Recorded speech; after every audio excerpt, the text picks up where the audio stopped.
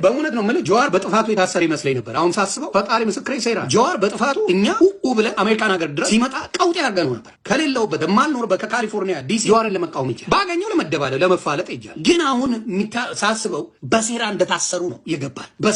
ሴራ ነው መንግስት እየሰራ ያለው ህዝብን የማጋደል እንጂ ህዝብን አንድ የማድረግ ስራ አልሰራም መንግስት። አማራውን ቆርጥመው በሉት፣ ትግሬውንማ ቁርጥምጥም አድርገው። ከትግራይ ቤተሰብ አንድ ያልሞተበት የለም። አማራ ቤት ገብቷል። አሁን አማራ ነው ሆይ ሆይ ሆይ ሆይ ያሉ በኢትዮጵያ ስም የሚነግዱበት ሆዳሙ ካድሬው አማራውን ቆርጥሞ አስበላ። ይሄን ሁላ ጊዜ ምንም አይነት ችግር ቢኖር ዶክተር አብይ ምን ያርግ አላሰራሉት እኮ እሱ እኮ ምርጥ ሰው ነው እሱ እኮ እንደዚህ ነው እያሉ እናንተ ምን እንደምትበሉ አማርጣችሁ በምን አይነት መኪና በህዝብ ገንዘብ በህዝብ በተቆረጠ ታክስ በፊት መኪና ለእናንተ ጥበቃ ተቀጥሮላችሁ ህዝቡን የምትፈጁት እናንተ ናችሁ። ለህልውናችሁ የምትኖሩ ግን አይደላችሁ። በቃ ተደመሰሰ በዚህ ወጣ በዚህ ገባ ሲል ተሰማ። ወሎ ላይ ረሃብ እያለቀ ቦረና በረሃብ እያለቀ ትግራይ ላይ በረሃብ እያለቀ ብለው ግደለው በቃ ተደመሰሰ። ሴራቸውን ሰማ፣ ሴራቸውን አወቅን። ከ30 በላይ መኪና ኤንትሬ ተጭኖ ህዋት ሲያል ድሮኑ አታይም። ግን መቀሌ ላይ ሄደ ሌላ ነገር አውድማል። የሚፈለገው እሱ አይደለም። የሚፈለገው የኢትዮጵያን ህዝብ ስብርብሩን የማውጣት